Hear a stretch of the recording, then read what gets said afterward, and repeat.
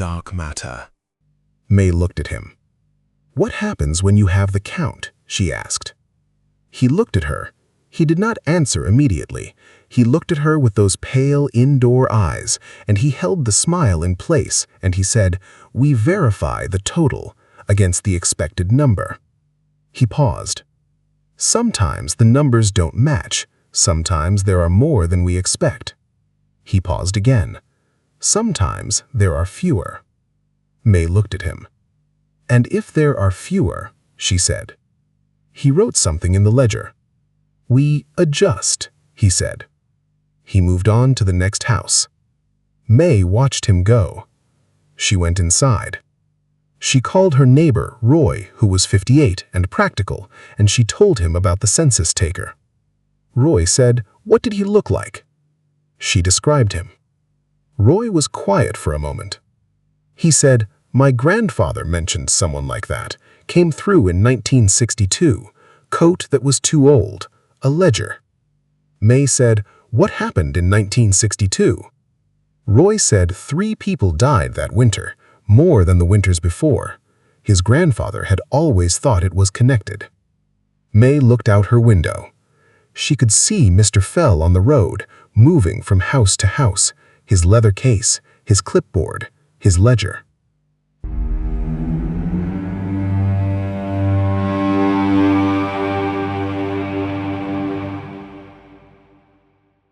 Story 8.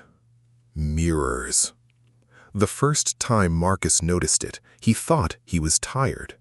He was in the bathroom brushing his teeth, 11 p.m., long day, the specific fatigue of a man who had been staring at screens for 12 hours.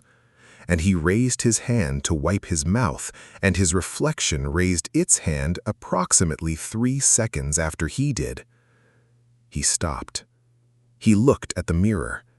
His reflection looked back. He raised his hand again, deliberately, slowly. 1, 2, 3. His reflection raised its hand. He stood in the bathroom for a long time. He tried it again, same result. He turned the bathroom light on and off. He cleaned the mirror. He checked the medicine cabinet behind it to see if there was something behind the glass. He went to bed. He told himself he was tired. He noticed it again the next morning. He was shaving and he moved the razor up along his jaw, and he watched his reflection move the razor 3 seconds later. He watched it shave a jaw that had already been shaved. He watched it repeat what he had done 3 seconds behind, with the specific fidelity of a perfect recording. He went to work. He came home. He stood in the bathroom mirror. He moved his left hand. His reflection moved its left hand 3 seconds later. He moved his right hand. His reflection moved its right hand 3 seconds later. He stepped back from the mirror. His reflection stepped back. He raised both hands. His reflection raised both hands. He thought, 3 seconds. Always 3 seconds. The same lag each time. He thought, mirrors don't lag. Mirrors are immediate. A mirror that lags is not a mirror. He went to the hall mirror. Same thing. He went to every mirror in the house. Same thing. Every reflective surface, every window that showed him his reflection at night, every computer screen when it went dark, every piece of glass. 3 seconds. He called his doctor. He described what he was seeing. His doctor said something about neurological events, about visual processing abnormalities, about making an appointment. He made an appointment. The appointment was in 2 weeks. 3 days before the appointment, he was in the bathroom brushing his teeth when he noticed that his reflection was not repeating what he was doing. He was brushing his teeth. His reflection was looking at him. Just looking. Not brushing, not repeating, looking. He stopped brushing.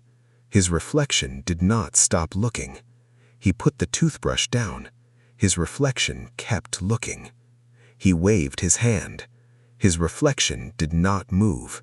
He waved both hands. His reflection stood in the mirror and looked at him with his own face and did not move. He turned off the bathroom light. He stood in the dark. He turned the light back on. His reflection was still looking at him, and it was smiling. He was not smiling. His reflection was wearing his face and not doing what he did, and it was smiling. He left the bathroom. He went to the hall mirror. His reflection was already there, already looking, already smiling. He went to the kitchen. The dark window over the sink showed his reflection, already looking, already smiling. He closed his eyes. He opened them. Every reflective surface in his kitchen showed the same thing, his reflection, his face, looking at him with an expression that was his in structure and not his in content, the architecture of his face with something else living in it. He thought about the 3 seconds. He thought about what a 3-second lag meant. He thought about what it meant that the lag was gone. He thought about what had filled the lag. He thought about the thing in the mirrors that had his face.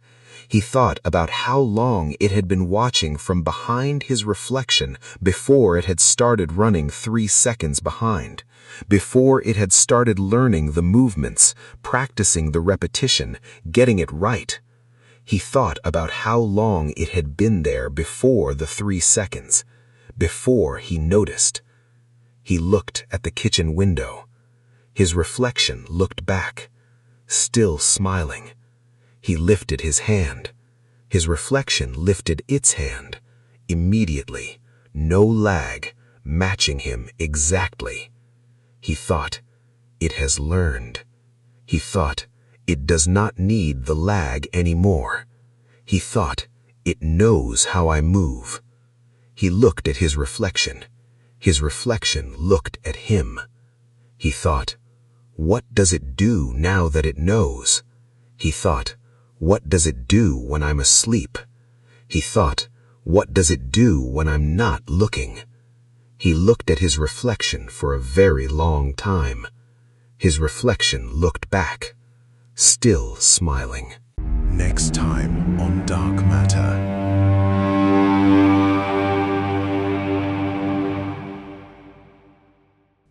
The footprints came back on Thursday.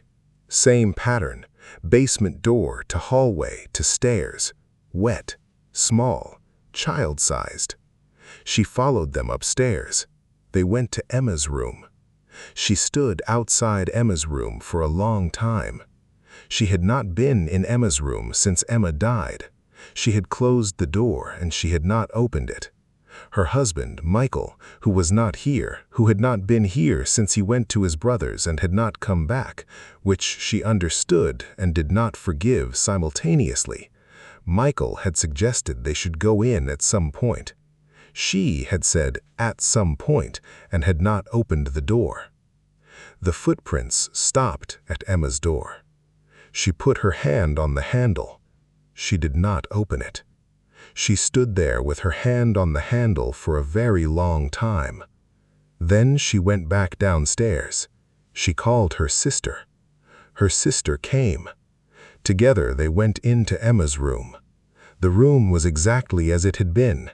The bed with the purple comforter, the bookshelf with the books organized by color, because Emma had gone through a phase of organizing everything by color. The drawings on the wall, Emma's drawings, the crayon horses and the stick figures, and the drawing of the family that had Helen and Michael and Emma in a row, all holding hands. Helen and her sister stood in Emma's room. Helen looked at the bed. The purple comforter was flat. The bed was made. It had a wet patch in the center. Small, child-sized, the impression of a small body. Wet. As if someone small had been lying on it and then gotten up. Helen looked at the wet patch. She looked at her sister. Her sister looked at the wet patch. Neither of them said anything. Her sister took her hand. They stood in Emma's room with the books organized by color and the drawings on the wall and the wet patch in the center of the purple comforter. Helen thought about what she believed. She was an architect. She believed in structure and in what was possible and in the clear line between what was and what was not. She thought about Emma, about the sound Emma made when she came into the kitchen in the mornings, the specific sound of small feet on hardwood, the same sound as the footprints, but alive, accompanied by voice and movement and presence. She thought about the wet patch on the purple comforter. She thought about what she believed. She was an architect. She believed in what was possible. She looked at the wet patch. She thought about the line between what was and what was not. She thought about whether the line was as clear as she had always believed. She let go of her sister's hand. She sat on the edge of the bed. She put her hand on the wet patch. She closed her eyes. She said, "Emma." The room was quiet. She said it again. Still quiet. Please like and subscribe.